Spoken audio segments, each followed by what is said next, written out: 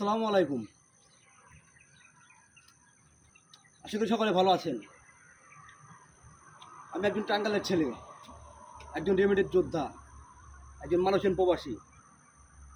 দুদিন যাবত একটা কথা শুনতেছি, আমাদের বিভাগ নাকি আলাদা করে করা হবে, আর এক জায়গায় করা হবে।